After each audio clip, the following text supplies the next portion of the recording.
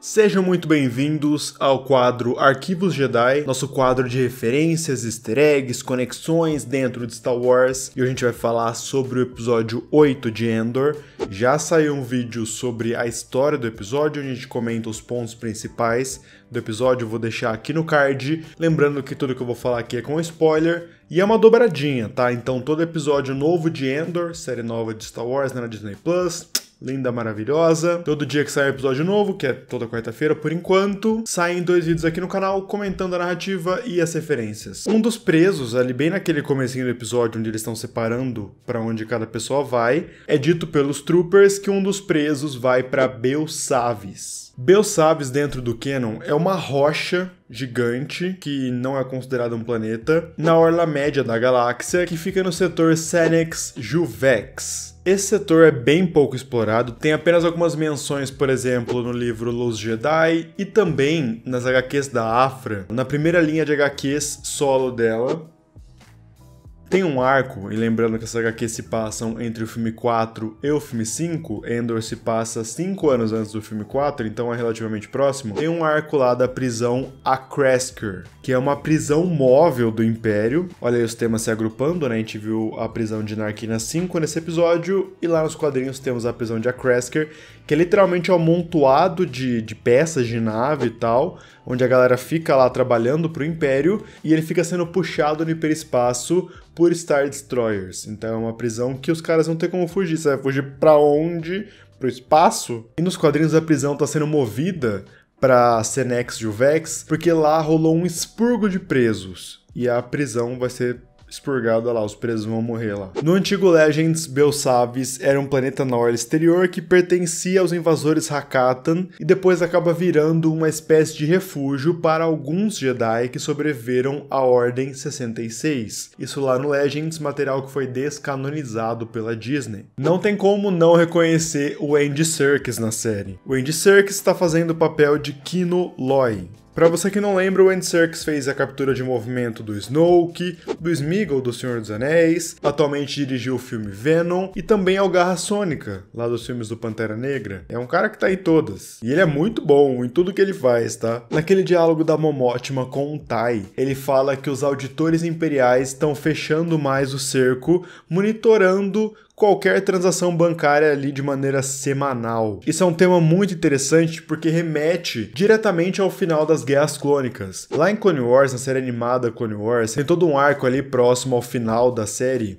envolvendo o clã bancário. Porque pensa assim, o clã bancário, Federação do Comércio, União Tecnológica, eles eram todos separatistas, os representantes principalmente, só que eram conglomerados, empresas e grupos que lucravam com os dois lados. Então o representante era separatista, mas eles estavam sempre ali pelo Senado fechando negócios. E o clã bancário fazia empréstimos para a República. Então quando a República quer mais dinheiro para fazer mais clones, para quem que eles vão pedir? Pro clã bancário. E no final ali das Guerras Clônicas, o Palpatine, ele faz um plano aí para expor o líder do clã bancário como um separatista, e ele toma o controle do clã bancário, porque estamos numa guerra, o clã bancário é da República, se o líder é corrupto e tomou um golpe, vai ficar com a gente. A República vai cuidar dos bancos, o próprio gabinete do chanceler vai cuidar dos bancos, porque eles estavam em guerra.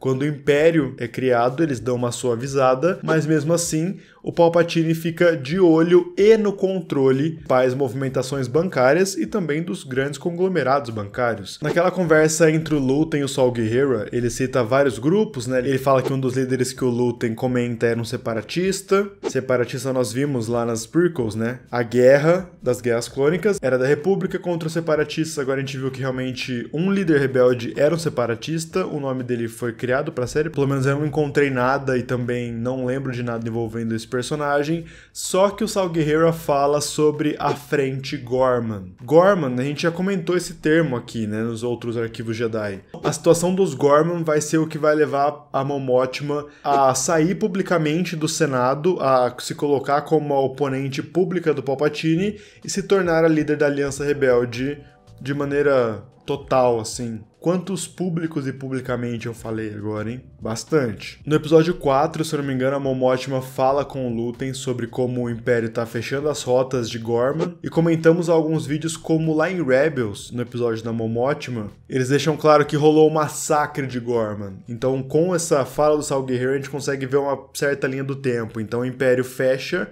as rotas de Ghorman, os caras passam fome, os caras passam muita necessidade, eles montam uma frente rebelde, eles têm uma frente contra o Império, talvez seja por isso que o Império esteja cortando recursos pra lá, inclusive, e depois vai rolar o massacre de Ghorman, matando uma galera lá e fazendo com que a Mon Mothma saia publicamente em defesa daquele povo. Esse cara aqui é muito importante, cara, que aparece na prisão com o Cassian. Esse cara é o Melshi, que aparece lá em Rogue One, bem personagem C, personagem D ali, mas ele vai estar na Batalha de Scarif com a Aliança Rebelde, ou seja, bom, Cassian vai fugir da prisão e vai levar o Melshi junto com ele. Saw Gerrera está no episódio O Sol é líder dos partidários do Sol, um grupo bem influente na luta contra o Império, porém eram extremistas. A gente vê bastante eles lá em Rogue One, né? Todo aquele começo de Rogue One é com eles. Lá em Rogue One a gente viu a sua morte, ele morre no teste da Estrela da Morte. Foi bem interessante ver a conversa entre ele e o Lúthien, onde ele deixa claro que ele luta contra o Império de maneira certa, enquanto todo mundo não.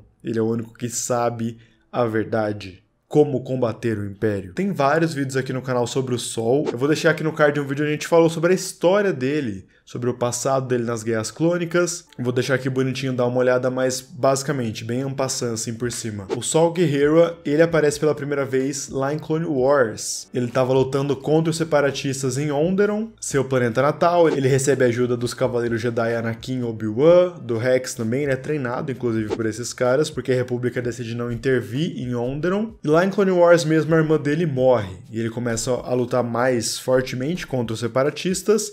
Depois, quando o Império é criado, quando o Império então surge, ele começa a lutar contra o Império desde o comecinho, só que ele vai enlouquecendo aos poucos. No livro Rebel Rising, que é um livro bem interessante, que conta o ponto de vista da Jyn Erso, depois que ela é salva ali pelo Saw Gerrera no começo do filme Rogue One, a gente vê ela crescendo no livro até o momento que chegamos em Rogue One. E lá ela fala como ele foi se tornando paranoico, além de muito extremista, onde ele explode casa de Moff, um prédio inteiro, mata civil a rodo pra matar imperiais, pra servir como exemplo para o Império. Ele começa a enlouquecer, ficando paranoico, achando que tá todo mundo atrás dele, que todo mundo em volta dele é um espião, que tá tentando matar ele de alguma maneira. Ele vai ficando cada vez mais maluco, tomando medidas cada vez mais absurdas. Isso foi bem um resumo do resumo, mas mostra o quanto esse personagem é loucão. Eu acho importante mencionar esse cara aqui.